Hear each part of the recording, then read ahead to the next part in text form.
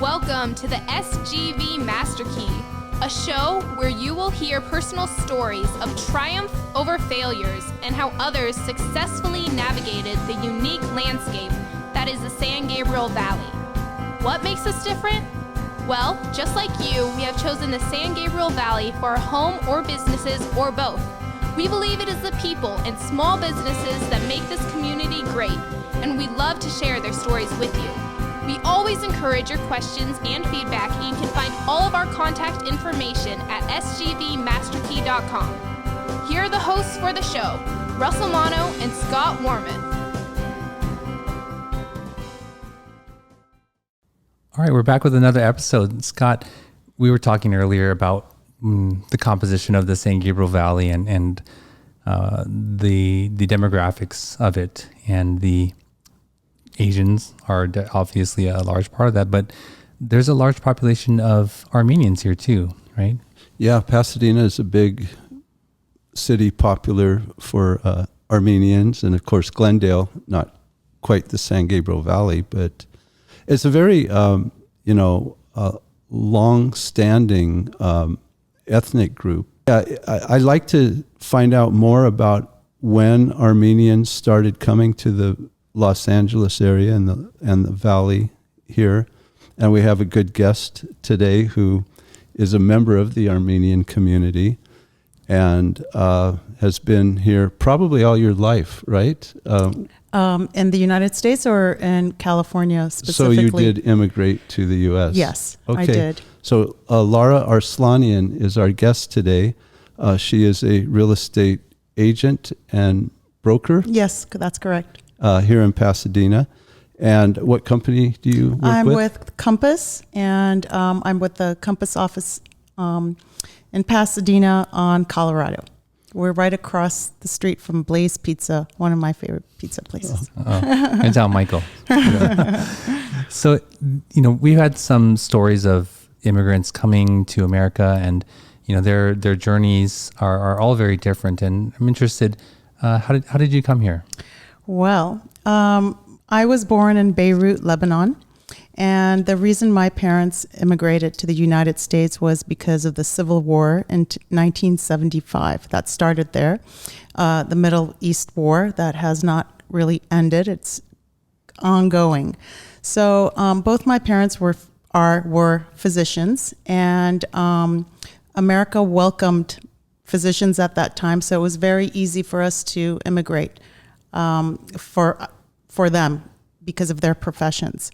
So my father ended up getting a job at the Cleveland Clinic, which is a well-renowned hospital, world-class hospital in Cleveland. And I grew up there. I was 11 years old when we finally settled in Cleveland. And I ended up in California because I followed my sister's footsteps. She moved to California to go to law school, and I moved to California to go to USC. And honestly, I never looked back. The weather is phenomenal compared to Cleveland. If anybody knows anything about Cleveland, we have very, very dreary, cold winters. So that's how we ended up here. Is your family still in Cleveland? Well, my father passed away in Cleveland, but my mother has joined me and my sister here, and she lives here in Pasadena, as does my sister. My sister lives in Altadena, and I live in Pasadena currently. Yeah. So I'm really curious about where you came from originally, which was Beirut. Right. Which was really known for its beauty and its just sophisticated living, and it really just fell apart in the 70s, didn't it? Absolutely, yes. It was considered the Paris of the Middle East, the Pearl of the Mediterranean. It was very, very cosmopolitan. It had extraordinary scenery, beaches and mountains, very much like California and Southern California. And that's why I think a lot of Armenians and Middle Easterns did gravitate to Los Angeles, because the temperature and the scenery was very, very similar. Beirut is much smaller in scale, but you've got the beautiful beaches, and then you've got the mountains. And just like in LA, you could, technically, if there's no traffic, you can go, you can ski at Big Bear and then go down to the beach in the afternoon if you wanted to, really. So it was like that. And it was very cosmopolitan because of its, centralized location. Everybody wanted to be there, but when somebody wants something so badly, they fight over it, and hence we've got the Middle East War. So what was it like growing up in Ohio? It's interesting. I did not have a normal cookie cutter childhood. My sister is 8 years older than me, and because of the Civil War there, our family had to separate. So when my dad was trying to get his medical license, she came with him to the United States, and I stayed with my mom. And then when it was very complicated, so just to put it in a nutshell, when I first came to the United States, I lived in Fort Lee, New Jersey. I was 5 years old. I didn't know any English. And my parents couldn't decide if they really wanted to stay here or they wanted to stay in Beirut because of the fact that it was such an amazing place to live. It was just beautiful, and the lifestyle and the food and the culture and the fashion, everything was wonderful, but it was very not safe anymore. So they were kind of struggling with what country to go in, because we were always hoping that the war would end, and life would go back to normal. But that didn't happen. So basically, from the time that I was 5 years old until I was 11 years old, I changed not only countries every year, I changed schools every year too. So I'd basically ping pong back and forth from New Jersey, Pennsylvania, then I'd go back to Beirut and then come back every single year. And finally, my parents settled down in Cleveland, Ohio in 1981. Were you doing this on, was it only you that was being shuttled around, or your sister together? Or my family? sister, because she was 8 years older than me, she went to college. She went to Allegheny College in Pennsylvania. And so she couldn't be, because she was in college, she had to, finish college there. So she did not go back and forth as much as I did. But I did, yeah. And it was either with one of my parents or another family member. So looking back, yes, it was very difficult. But, as a child, I didn't know any better. And so you just go with the flow. But what that experience has taught me is that if you just throw me anywhere, I could go to Mars and I'd be totally comfortable with the Martians, because I can easily adapt to situations right now, because I've been forced to do that. Make new friends, new teachers every year at different countries. Russell, isn't it amazing how we have seen with so many of our guests this type of childhood where things have been fractured, broken apart, and they've all overcome it. Sure. This has been kind of a consistent observation that we've had, where the immigrant life is a difficult life. And we're talking about the true immigrants who come from whatever foreign country into the U.S. It's not an easy path. When I came here, I have to say I struggled hard to make friends because I was so different in so many different reasons. And, I remember this was in 7th grade, middle school. They asked me, so did you ride camels to work? To school? They had no concept. I was in the middle of Ohio. Many people had no idea what Beirut was. It's not, at that time, it was not as cosmopolitan as Los Angeles. It was not as diverse. So everybody's kind of the same, And so, like I said, they were just amazed that I was from a different country. And they thought Middle East was whatever they saw in Disney, Aladdin, that sort of thing. So, I had to overcome that. But the interesting part was when I went to Beirut and I went to school there, I was the coolest kid because I came from the United States, and the United States is the coolest place in the world, you know? Even though it's a Middle Eastern country and, you know, they have burning flags and stuff, but you only see that on TV. But America was super cool. But Lebanon never was a very extremist country. No, it wasn't. No, it was not. And probably was not run by a religious majority. No. Yeah. So.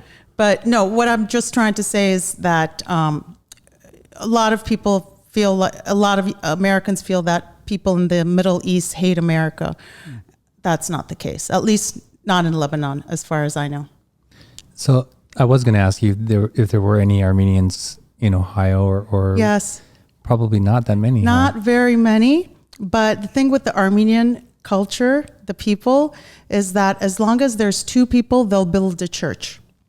Okay. The Armenian culture, we're the first people that recognize Christianity as a formal religion. So that's what we're famous for. And so I'm not saying that we're all very super religious. I certainly am not. But when the people get together, they build a church. They love churches. So there was a community there. Very small one, but it was there. And most of them didn't even speak Armenian. Very, very few. So it was second or third generation. But as new people came, you know, they were welcoming. So you felt like you belonged in a community. It was the only place that I went to Sunday school. I did go to Sunday school. In Ohio. In Ohio. I had a conversation recently with a client. I think I shared this with you. He said, you know, Russell, Armenians were the first Christians. And I said, oh, I don't think so. And he was like, no, they were. But anyway, that ended up being that they were the first Christian nation. Correct. But yes, we're not the first Christians, but to recognize Christianity as a formal religion, yes, definitely so. So I have a lot of friends who are Armenian, and so I've learned that not all Armenians are from the same place. Exactly. So there's Russian Armenian, yes. Armenian Armenian, Iranian Armenian, yes. Lebanese Armenian. That's right. And they all say to me that they can tell where they're from based on how they look, talk, and dress. Is Absolutely. that true? Absolutely, 100%. But here's the ironic part. Because I was from Lebanon and I moved to Ohio, I really didn't know. I mean, I guess I was really clueless. I didn't know that there were different kinds of Armenians. I just thought it was the Lebanese Armenians and, of course, the Armenians from Armenia. But I never really thought about them too much. Then I moved to California, and guess where? Glendale. Yeah, Glendale. And there were Armenians, but they were speaking a different dialect. I couldn't understand what they were saying. You literally could not understand? No. It was completely different. Completely different. And then, so obviously, they said they're Persian Armenians. So from Iran, and they had immigrated after the revolution with the Shah. So every immigrants, the reason that they come here is because of something's bad in their country, something bad's going on. So that's why they come here. So I was not educated. I mean, I was young. I didn't know what was going on in the world at the time. So I was, okay, so there's Persian Armenians. And then there were the Armenians from Armenia that started coming.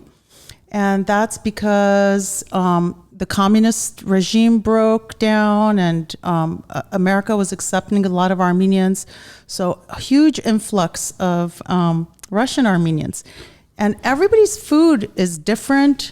The way they talk is different. The way they dress, because they're bringing the culture from the country that they came before. So are you saying then the landing point in Glendale for Armenians were Armenians from all these various countries? Yes. And this all started as recently as it was just the 80s, or did it precede that? I think so. I think it started in the 80s. We're talking about Glendale, okay? Uh-huh. It started in the 80s with the Persians coming first, and then the Lebanese at some point, and then the Russians, I think they came... I shouldn't say the Russians, the Armenians from the Soviet regime came which last. Is Armenia. Yeah, basically. Which is actually Armenia, right. The Armenia that we have now. But I know the San Joaquin Valley has a big Armenian population. Yes. Fresno. Yes, I think. and I was going to address that too. So there's a lot of Armenians that don't speak Armenian. They're old, and they all live in Fresno. And they're farmers. So I think that generation came after the genocide of 1915. So they initially came, to Ellis Island and then made their way here. That's what my understanding is of the Fresno Armenians. I didn't know this. I didn't realize that the Glendale, Pasadena population is a relatively recent one. Yes. Okay. Yeah. Yes. I didn't really know about the Armenian genocide until I had friends who were Armenian. And, Sure. and then, I learned about it, and that was maybe like 4 million Armenians, right, walked into the desert and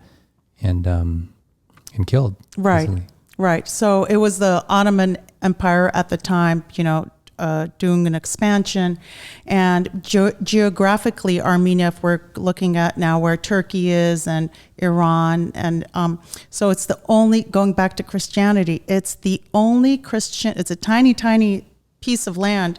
Well, it used to be much, much bigger, but it's the only Christian nation surrounded by Muslim countries. And but geographically, it's very important because it's also a gateway to get from the west to the east and vice versa. So there's a lot of political upheaval there, people fighting for that land, and the sad part is we're a very, very small population. I think we're only 11 million, if that, around the world. And I think right now in Armenia, forgive me, I don't have my facts totally right, but maybe there's only 3 million in the country left. Then you have all the other Muslim countries that have millions and millions and millions and millions of people. Like, okay, Turkey has 90 million people population. So it's a huge David and Goliath type of situation. Is Armenia itself, which used to be part of the USSR, is that still very Christian? Yes, it's 100%. 100% Christian. Virtually everybody, if it's 100%. You're not. Am I Christian? No, you are. I am but Christian. I mean, I'm baptized Christian. I am Christian. I'm just teasing you. Yeah, a little I bit. just don't know if I do anything Christian. Yeah, right. Yeah, no, you're like everyone else, probably. Right. Yes. Including me. But if I had to check a box, definitely I would check the Christianity box. To say that there's a Chinese population is, very broad umbrella. There's Chinese from northern China and Hong Kong and Taiwan, right? Yeah. And so if we just say Armenian, I know they sort of are congregating in a certain area in Los Angeles, but is there conflict here between the different groups of Armenians? Not in a serious way whatsoever, but we definitely tease each other. Definitely. We tease each other in terms of whose food's better, who talks better, who dresses better. Of course, we make fun of the last ones that come, Do you go to different churches? I can go to different churches if I want to church. Would there be would there be a church that is primarily for those from Iran? Oh, that's a very good question. Yeah. No, I think as far as I know, if there's a church, you go there. I know that there's a Catholic church in Glendale. That's where I got married. That's where my son was baptized. And but technically, I'm Christian Orthodox, but they're welcoming of anybody and everybody. You can go to any church you want, and the churches are pretty cool with each other. So last question on the subject: where do the very best Armenians come from? I'm just kidding. You don't have to Lebanon, of course, no doubt. There's not even a question. I have to stick to my peeps. Okay. So you came to Southern California to go to USC. Yes. What was that like? Fun. That was great. It was wonderful. It was very exciting. Remember, I came from Cleveland, Ohio. That is very simple and cold. And then you come to Southern California. Everybody's beautiful and the weather's great and there's so much to do. And I'm 18 years old and my parents don't live here. So it was a great time. What did you study at USC? I actually studied journalism, public relations and journalism. So with, some emphasis in marketing. And I wasn't sure what I really wanted to do. Education's very important for my culture. And so we had the option of becoming either doctors, lawyers, or accountants. So I was not that good in math, so that was going to be out of the question to be an accountant. Medical school, even my parents knew I didn't have the stamina for that. So the next best thing would be a lawyer. So I knew that I had to go to graduate school, whether I wanted to be a lawyer or not. I just had to go. So that's why I chose my major in journalism and to learn how to write well. I thought that would be important for law school. And I think, it helped. So I want to follow up on that. But again, it's amazing how in an ethnic community, the traditional ethnic groups that have come to the U.S., you would see Jews, how those professions were very important to a Jewish family. Yeah. Chinese, you see the same thing. You just, and is there something in the history of Armenia or Armenians that make these professions very... No, it's just all about being successful financially. And those are the three known occupations that, you need to get a graduate degree, you need, additional education, and you're going to get paid and be able to support a family. So that's what it's like, a matter of survival. I wanted to be an artist. No, that's not going to cut it for me. I mean, that was out of the question. My parents would pay for, college, graduate school, but they're not going to pay for art school. Did you go to law school? I did go to law school, and they paid for it. Am I practicing? USC? No, I didn't. Okay. I couldn't get into USC, to be honest with you, because honestly, it was not my passion to become a lawyer. It was just kind of mandatory. Right. So I did not end up going forward in that profession. And I ended up in real estate because it's much less confrontational and a lot more fun, in my opinion. Just to touch on, when I think about immigrants or people who are forced to become doctors or lawyers, I don't want that person as my doctor or my lawyer. I want the person who wants to learn, who wants to, get into this field because of their own passion. And I'm worried that there's so many people in these fields that are just, you'll immediately find out as soon as you meet that person. And then truly, if that person's not meant to be, because these professions tend to be very rigorous, they don't end up being that anyway. They find other avenues. Just like I did. Just like I did, But when you're younger, you need to, you do what your parents tell you to do until you don't have to, right? Sure. Yeah.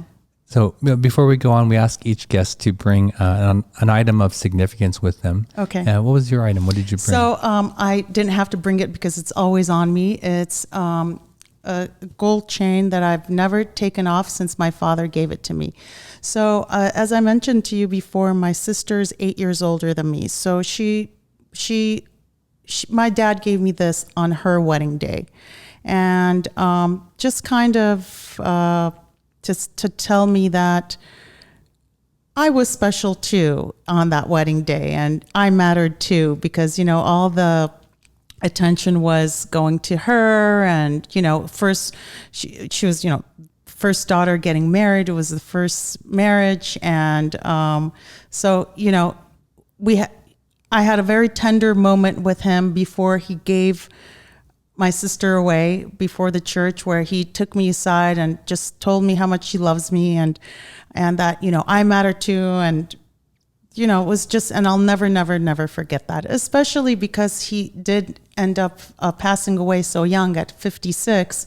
So he stays close to my heart. So I know it's like a material thing, but it's much more than a material thing to me. Sure. Yeah. It's a whole memory of my dad, and it stays close to my heart. Yeah. It was an incredibly thoughtful. Yes. Yeah. He was a for very him to sensitive do. man. Was Very he? sensitive man. Yeah. Yeah. Yeah. Yeah. To consider how you might be feeling Yeah. in that moment. Yeah. Yeah. Plus, Wow. I was his favorite, so. I'm kidding. What is your sister's name? My sister's name is Nayuri. Nayuri. And Okay. and it's an unusual name for most Americans, but it's a lake in Armenia. It's a beautiful lake in Armenia. Have you been to Armenia? Yes, I have been there. I was there actually twice. I was there in 1981 or 82 when it was still under the communist regime. And it was so weird. It was, when people say when they go to Cuba and they think that everything's frozen in time, that's how it was. The cars were so old, the clothes, everything was kind of drab and dreary. I didn't like it at all, at all, at all. And then flash forward to 2004, after the communist regime died and went away. I don't know, I just saw it in a whole different light. First of all, I was older, but I saw the country in a different light, and was absolutely beautiful, and people seemed happy, and I don't know, everything seemed brighter, colorful versus just gray. So you went to USC, you're Mm-hmm. happy to be away from your parents and have that freedom. And then you went on to law school. Correct. And what happens next? What happens next? So, I went to law school. I did the law school thing. I had a great time there too. And then I didn't want to practice law. I worked for an individual lawyer that did a lot of insurance cases, and it was my first job, and I hated it so much. I was like, I can't do this for the rest of my life. I can't. There's no way. So just shuffling paper around, and it didn't make sense to me. It was about an insurance company with reinsurance company, just nonsense to me. So my sister, who's always given me great advice, she's an attorney. She saw that this was not for me too. Her husband is a contractor, a general contractor, and he was just starting his business where he was building multifamily homes in the Pasadena area. And they said, why don't you come and work for us or work for him, and you can be our in-house broker. So instead of the company hiring a brokerage company, they'd hired one person in-house, and I'd be in charge of all the marketing and sales of the construction that they were building and selling it that way. So I worked for them for maybe 8 years or so, and did very well. And what was great about that is I met all the other agents in the Pasadena area. And so it was really cool. I was like kind of running my own show, learning on the job. And then unfortunately that ended with the 2008-2007 crash, when everybody stopped building. So there was nothing for me to do. There was no new construction to sell. So I joined the rest of the Pasadena agents and went into real estate selling retail, meaning properties that have already been built. And I really enjoy it. Yeah. Is that a unique entryway into real estate? Because it's a select. I mean, there aren't that many opportunities, to get into it that way. So I would say, it's not the norm. It's not the norm. And I kind of learned how to be an agent backwards. But the good news, what I really got out of it was I learned so much about construction and about the whole process of construction, about land acquisition. And from A to Z. So I had like hats for everything, the marketing, the sales, the customer service, homeowners associations, you know how that works. It's a whole different legal aspect of it. So in retrospect, my law school degree actually really, really, really helped me. You know, I understood contracts and obligations like that. I want to say that most real estate agents won't have that background. So. But your passion is real estate. Yes, of course. And you've yes. maintained it through. Yes, I mean, I don't know what else to years. do, really. Yeah. You know, I don't know what else to do. But you've gone through a lot of different cycles. Yes. Seen a lot of different things. Of course, the 2007, 2008 I don't want to go back there at all. Right. But the market today, how is it's unbelievable. You know, what is it like? It's unbelievable. I mean, it is so active. I would say, so I've been doing this for over 20 years. This year, this summer, after June until now, I've never been so busy in my entire life. It's insane. And everybody's asking why. Well, in my opinion, it's because of COVID. It's because people don't have anything. They really can't really go anywhere. They can't spend money on anything. So they're spending it on their homes, or they want to get a home. And obviously the interest rates make it so much affordable now. So a home is really, really important for people. And it seems like for the next, I don't know how long. No, I don't think anybody knows that we're going to be spending a lot of time at home. So, so you actually at this point are seeing more listings than you've ever had, more sales, more transactions? Everybody's into real estate right now. Unbelievable. I mean, unbelievable. I've never seen it like this. So, but inventory is very low, isn't it? Inventory is very low, but then I think more inventory is coming up because as prices go up, sellers are thinking, well, maybe this is a good time to put it back on the market. So until it balances itself out, it's just very active. For me, it doesn't matter if it's a seller's market or a buyer's market. I mean, I just want there to be the market because I help sellers and buyers. So, when you say it's a seller, it's too expensive to buy anything, that's not a good thing for me because I'm losing out on clients that can't purchase properties, So as most agents would say, we want a balanced market. That would be ideal balance, yin and yang. Yeah, good luck. It's hard to achieve, right? Yeah. Very hard. Our listeners are varied and their interests are all over. I would like to go back to 2007, 2008 from perhaps the listener who is in real estate themselves. Mm-hmm. How did you get through that time? How did you make that shift? Vodka. It's a pretty difficult time then. Yeah, it was a very difficult time. It was a very scary time because there just was no work. There was no work. I never understood what it was like not being employed. And, in so many aspects, not just in real estate and construction, everything stopped, and it was, I don't know, I just don't want to go back, but you get through it. Somehow you get through it. You pull through it. And I don't know. I don't remember. Maybe it's just a bad dream that I've blocked off. So you didn't consider changing careers at that point. You just gutted it out, huh? Well, that's the thing. Because it was the Great Recession, changed careers to what? Almost every industry was affected. Why couldn't people buy homes? Well, because they didn't have jobs. They were losing jobs too. Not just the whole market crashing, but, and that's why it took so long. So it was a rough time for everybody. So COVID's a piece of cake. No, I'm kidding. I'm kidding.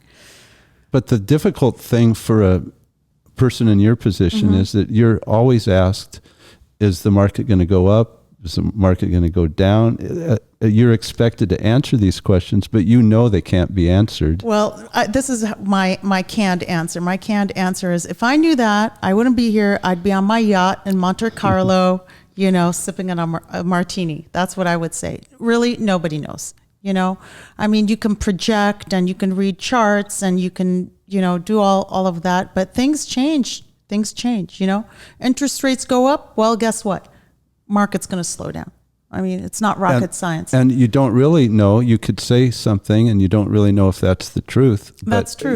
And just the whole COVID period, probably an easy expectation would have been that it would be a problem for real estate, right? Absolutely. Yeah, you would totally think that. Yeah. Yeah, and the opposite happened. Yeah, completely, upside down. So, Right.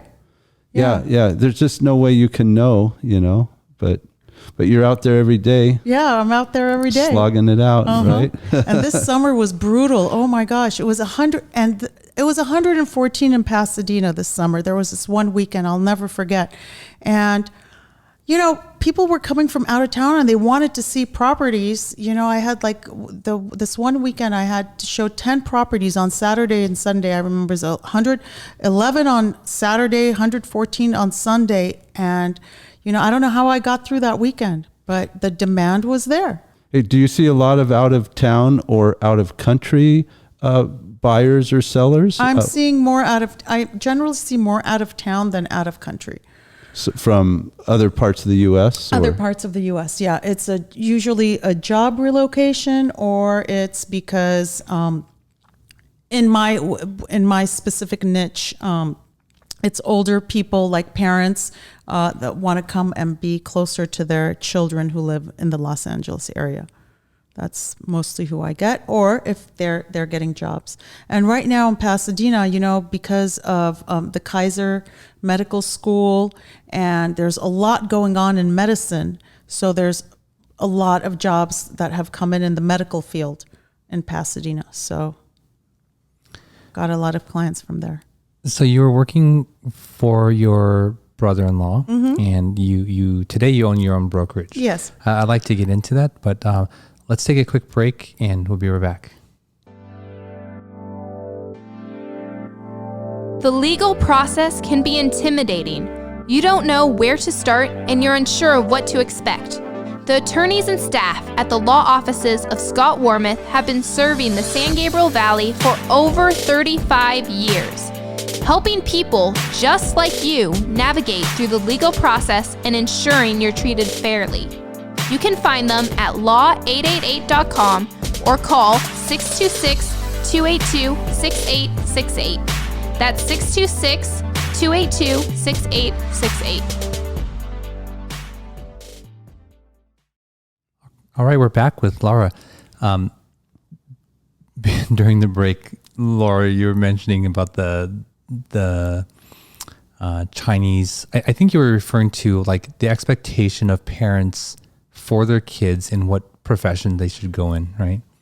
I heard I think it was a comedian before. She said that in her family, they could only be 4 things: doctor, lawyer, engineer, disgrace to the family. I love that one. Yeah, exactly. and that's true. She was a stand-up comedian. So. Anyway, so back to you, Laura. How did you go from working for someone to now owning your own brokerage? Well, I don't own my own brokerage. I have a broker's license. Okay. So I could open up my own brokerage and have other agents work for me, or not have anybody work for me, and I could just do it all by myself. But I joined Compass, which is a really fascinating company. It's grown tremendously over the last 3-4 years. And so I work like a regular agent. I have the broker that oversees if I do anything wrong or right or whatever. But I think your question should be more like, how did I transition working just for one person, selling one product versus selling anything to anybody at any time, anywhere. And working for my brother-in-law gave me a very, very strong base. As I said before, I learned a lot about the construction, the properties, the locations, and then it wasn't a hard transition, I would say. It wasn't a hard transition at all. The hard part was when you're working for somebody, it's a whole different animal than when you're working for yourself, where you're your own business owner. And I would have to say it's a lot harder being a business owner because it's nonstop. You know, everything is dependent on you. Anything goes wrong, you blame yourself, and you're responsible for everything. So, what's a work week like for you? Oh my gosh. Well, if I I make my own schedule, which sounds great, right? But at the same time, I feel like I work nonstop. I don't have weekends. I mean, every time I want to plan a vacation, I have to, it's very nerve-wracking because I end up not going because of a deal coming up, and it's hard. You have to balance it. What's the day you caravan? Well, we no longer do that anymore, but because of COVID. Because of COVID, and we can't do open houses anymore. So because of COVID. So what we do now is we do virtual caravans and virtual open houses. So we're on video now. So we, hold that gimbal thing and you walk around with the video and you watch yourself. So now on top of doing your job, now you have to get your hair done. You got to, look presentable on video, and it's just another added stress on that. But normally Pasadena caravans are on Thursdays, and that's actually probably, I want to say, what agents miss most about what's happening at COVID is because now you're very isolated. So during the caravan, you go and you look at all the other properties that are being showcased, and then you talk to the agents and you meet the people there. You see other agents, there's food. It's one big party on a Thursday, but we don't have that anymore, and I don't know when that will come back. You mentioned earlier you have a son. Yes, I do. Well, he's my one and only, so he's my favorite. And he's 16 years old, and he goes to St. Francis High School. He's a junior there. And I have to say that this year, it's 16, I think he's transformed to a very, very, very responsible and wonderful young man. I'm over the moon about him. I'm so proud of him. He's doing so great in school. He's doing great in terms of, being responsible and working out. I'm just in love with him. And does he speak Armenian? Yes, he does. Yes. Fluent? Yes, he does. I had a question. You didn't speak English when you came to the U.S. Yes. Was it Armenian that you spoke? Yes, I did speak Armenian. So, and anything else? Or yes, actually, now we're going to go back in history. I spoke Russian fluently because my mom is a quarter Armenian, but she's also Russian too. So my grandmother, who was taking care of me, because my mom worked, she was a physician. So that was maybe my first language. I spoke Russian fluently with my grandmother. But when I moved here, nobody spoke Russian with me, and I completely lost the language completely. But having said that, I was able to learn English maybe in 3 months, so quickly. Well, you were young. Yeah. When you're 5, I mean, it's like you're a sponge. Your brain's a sponge. But how did your son learn Armenian? Oh, because he lived with, we spoke Armenian at home, and everybody else in the family speaks Armenian. So that's how he learned. Oh, so you even would speak Armenian at home even now? Yes, absolutely. Okay. We did that. And so we'll see what happens, when he grows up, if he'll end up doing the same or not. It depends on who if he gets married. So I don't know how to formally read and write Armenian. That's just didn't get around to doing that because I didn't go to an Armenian school. But there's many Armenian families that will go to Armenian school and their kids will learn how to read and write. There's also weekend schools where you can go and learn how to read and write. But both me and my son are not into doing that on a weekend. Yeah. Well, understandable. What are you into?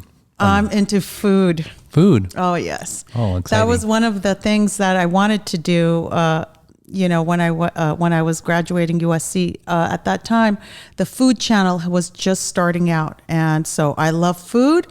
Now I love watching TV. It was the best of both worlds, so I really wanted to go to culinary school.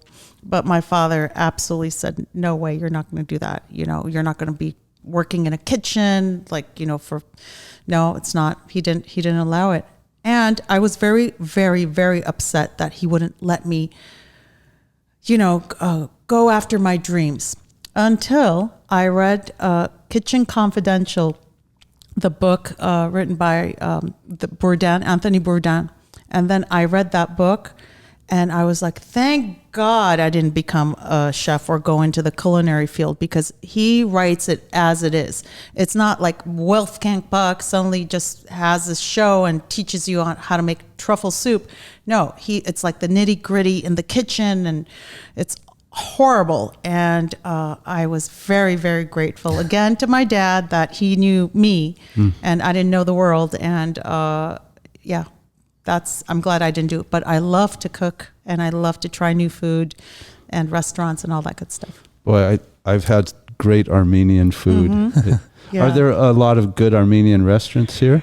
I don't know if there's a lot of good Armenian restaurants, but because every Armenian family thinks that they make the best food, so you don't necessarily want to go to an Armenian restaurant, but because you do it so well at home. But I have to say that there's great grocery stores here, Armenian grocery stores or Middle Eastern grocery stores that I really enjoy spending time, and they have the best produce, much less expensive than your big grocery stores, fresher, because I guess all the stuff comes from Fresno, straight from Fresno. And then the inside track. Yeah, and then we've got the spices from all over the world. You know, because we are Armenian from different areas, so they cater to things that come from Persia, from Russia, from the Middle East. So it's very cosmopolitan, our Armenian grocery stores.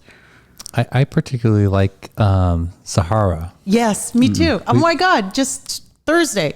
Yeah. Was that yesterday? Yeah, we had Sahara, the combination plate. Oh, they're open right now, are they? Oh yeah, they're totally that. Open for takeout. No outdoor.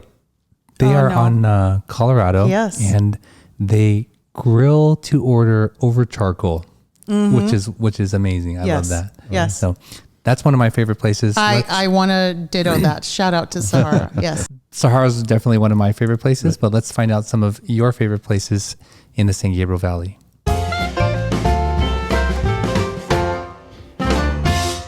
Okay, Lara, we like to talk about the SGV3. Okay. So let's hear some of your favorite places to go to. All right. So as I mentioned earlier, the Armenian grocery store. So I don't want to choose, out of, because there's 3 of them that I go to, and I like them all, and I want to be fair to all of them.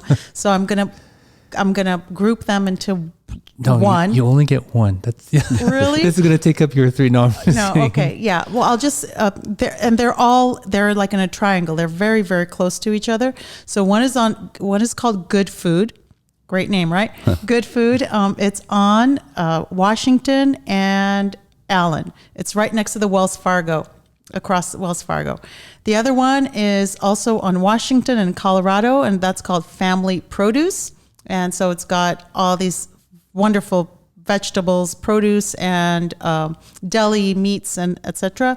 And then the last one is Armenians Market. Can't get more Armenian than that, right? Armenians Market. And that's a little further up on Allen. You pass Washington, and it's on the corner of Allen and New York Drive. Armenians Market. So what surprises me is that there are only 3 specialty Armenian markets here. In Pasadena, I mean, I think, it's, if there might be more, but those are essentially the 3 that most people go to. Now, if you go to Glendale, oh my God, there's one on every corner. I don't know how the competition is intense there. Yes. Yeah. Well, that's probably what I was thinking then. Glendale would have a huge, many. What else then? Okay, so after all that food, right? All the eating, you gotta compensate somehow. So the best thing I've found in the last 2 years is Matador Fitness. And this is, I don't know how you describe it. You describe it as a private gym, but it's a gym, and it's located on Walnut and what's that cross street? Venado. Right. Yeah, it's basically between Altadena Drive and San Gabriel on Walnut, and it's this warehouse type of facility, and you have to have a private trainer to go there. And so you don't have a membership to the gym, but you have your trainer that goes there. And it's an amazing community. There's the trainers I mean, I don't know all of them, but they all seem great. The facility's great. And the owner is amazing. Well, we had the owner as a guest, actually. Oh, Yeah. okay. Well, I want to hear his podcast. Yes. Absolutely. Yeah. And it was a fascinating podcast. But the tie-in, all three of us have something to do with Matador. Yes, we do. I'm also trained there. And of course, Russell, That's right. who is my trainer and has always told me that you cannot out-exercise a bad diet. So, in other words, I know, but we try. We try. You try. Well, I better He's try right. a little better. I know. He's absolutely right. Yeah. But you've been going there 2 years. I think so. Yeah, it's going to be 2 years now. Yeah, and I have to tell you, I mean, that's what people say, that my whole body has transformed. So really. were you a gym rat before? You No weren't, way. No, Okay. not even close. Okay. No. I hate exercise. Okay. But And you now I still love hate it. No, I Okay. don't. Now I love it. I love it. And how many- I can't live without it. How many days a week would you exercise in a normal, week when there's no COVID, prior to COVID? Prior to COVID, 4 days a week. 4 days a week, hour each day? Yeah. And yeah. you looked forward to it? Yes, I did, because of my trainer and the gym atmosphere and the results. Okay. Yeah. But prior to that, I tried to exercise, to go to gym myself, and it was just a hopeless disaster. So how did you find the gym or the trainer? It was a referral. It was a complete referral from a friend, and wow, it just was awesome. The best thing that ever happened to me, really. So you said you like the environment. What about the environment do you like? First of all, the facility is really nice because it's very, very airy and it's very spacious and it's industrial looking, so everybody's like really serious about what they're doing. And the general vibe is, welcoming, I want to say. I mean, people are also, just doing their own thing. There's like no judgment. There's no gawking. Yeah, I've always felt as a woman, it's difficult to go to a gym, Sometimes, isn't it? yeah. Sometimes it would be, But because you feel everybody's checking comfortable out. there. Completely. The minute that I walked in, I thought, oh, maybe I wouldn't, just because there is a big ratio of men versus women in general. Wouldn't you say? I want to say in general. I mean, I get that sense, but no, not at all. I mean, it was just like everybody's there doing their thing, minding their own business, and everybody's serious about what they're doing. But you see, maybe the reason I feel that way is maybe because of the owner, because the owner is so warm and welcoming, and I can't even say enough about my trainer. Can I tell him? Yes. I say it? Who is your his trainer? Name is. Can I? Yeah, absolutely. His name is Michael Jennings, and he's my hero. Oh, great. Yeah. Yeah. Well, it's good you have that positive feeling about the absolutely. whole Yeah. experience. Yeah. It is truly life transforming.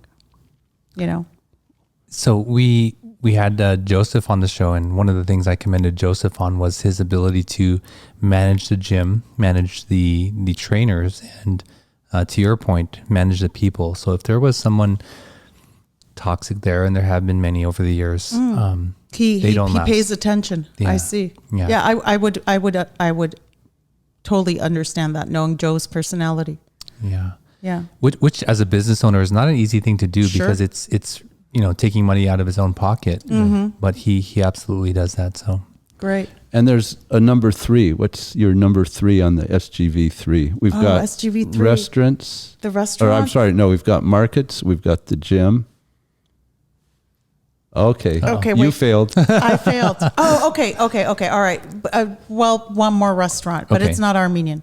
okay, Okay. Celestinos. Oh, the Italian Italian. pasta. I think they really make a great pasta. They're very authentic, and they've been around for a very long time. They're located on Lake Avenue, and the service staff has been there forever. I mean, ever. So it feels like family, and they do a great job. but of course you make it better at home, right?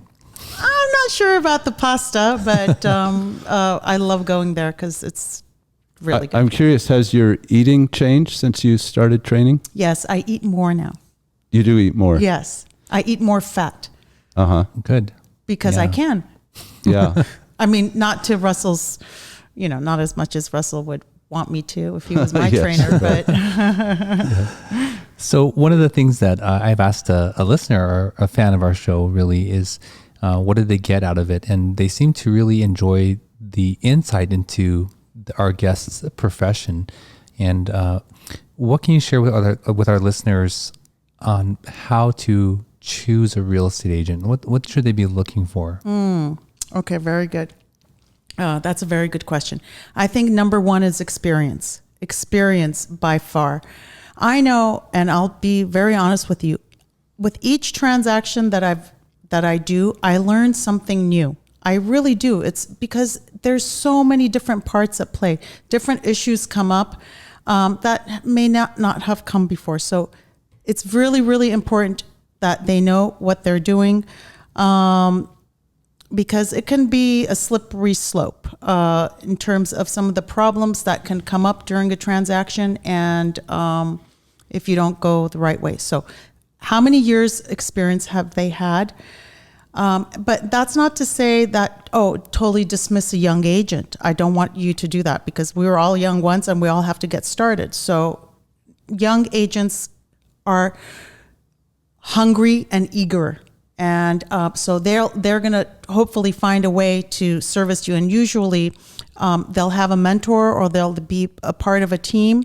And so don't rule that out, but make sure somebody has the experience covered.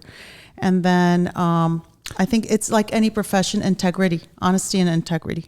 How would you vet a real estate agent who's been in the business for 20 years but sold one house a year versus the person, who's sold many homes every month for, the same time period? Well, if you're just selling one house a year, I can't imagine that you're very motivated or passionate about what you're doing. You must be doing something else, So, but it's not to say that they can't totally help you. But yeah, obviously I would go with somebody more, that's in the game, that's heavily, in the game. I would, choose that person if that's all I knew about those two people. Right. Yeah, you've got to see some passion, don't you? Yeah, of course. Yeah. I mean, some people can get their license and then they do their own transactions. I haven't seen many, but anything's possible. You bring with you the experience and skills that you learned, early on in your career. Mm-hmm. What else makes you different or special from your counterpart? Well, I hate talking about myself, but I am honest. I'm just going to tell you that I'm very honest. Whether it's going to be a conflict for me or it's not going to be pretty for the situation, I think integrity and honesty is critical in a situation like that, in any situation when you're dealing in business, because it's your reputation. So what if that deal doesn't go the way it needs to go? There's going to be other deals, but I've got nothing but my credibility to go on.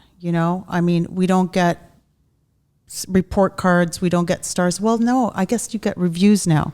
Here's the thing. I don't do reviews. I don't ask for reviews. I just don't. My marketing department says I really should ask for reviews, but I don't know. I get embarrassed to ask for reviews. Do you ask for reviews? Do you get reviews? We get reviews in my law office. Yes, I personally don't ask, but our case file managers will ask for reviews. And so I guess that's a new good thing. But then again, you got to take everything with perspective. On who's doing the review. How do you trust the review? That sort of thing. We had a week ago one lady who was so mad at us, even though for her husband we got a great result. Okay. But she was mad about, $100 that was charged. She posted a 1-star review and then posted another 1-star review. And she said, I'm even going to start up fake accounts and 1-star reviews. And then, we contacted Yelp. They took everything down. Oh, they did? Oh, okay. Well, yeah, because it was so obviously incorrect what she was doing, and inappropriate. She was abusing. But yeah, reviews though are important. I guess they're important. I mean, I just haven't gone, I haven't gone that route yet because honestly, I've been so busy. It doesn't really matter. It doesn't. Not yet anyway. But that's on my to-do list. I have to ask for it, be more assertive and ask for reviews. But yeah, I think integrity and honesty is the best thing that I can offer the people that want to work with me. And for those who may want to work with you, how can they find you? I have a website, which is my name. It's lararslanian.com. That's my name, but that's kind of hard to spell sometimes. So, or it's just easy. But you're easy. at Compass. Yeah, I'm at Compass. Yeah. How do you find me? My marketing person's going to like slap me right now. Like, you should have said this. You should have said that. I'm at Compass, Pasadena. Just Google Compass and Google LARA, and I'll come up. Okay. Well, thank you so much for agreeing to be on the show and sharing your journey here from Lebanon and to America and back and forth, and finally making your way to the San Gabriel Valley.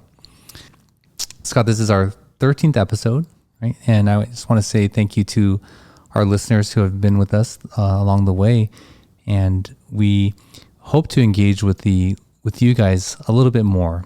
And right. It's kind of difficult because they're not here in the room, but they are listening. And not just listeners, but viewers. Yes, that too. And we're finding a lot of YouTube viewers, which is really great. That's cool. I'm so excited to watch your podcast now. Yeah. But, you know, it's like... if you look at Russell, he's got a dark background and I've got a light background, and we're not set up for the visual as much as the but this is audio. a beautiful place. Yeah, right. Yeah, thank you. Yeah. This is our studio. It's gorgeous. Yes, this studio is very expensive. Very expensive studios. This is like the nicest studio I've been in. So hope that you will tune in again next week. We'll have another show for you, but thank you for listening. Laura, thank you for being here. Thank you for having me. Yeah. Thank you. It's been a pleasure. Thank you. Thanks for checking out another episode of the SGV Master Key. You can find the full back catalog of the SGV Master Key at sgvmasterkey.com and wherever you get your podcasts. This show was produced and edited by Russell Mono and Victoria Allers of Kind Monster Productions. Thanks again for listening or watching. We'll see you again real soon in the next episode. Nice mother. No, kind mother.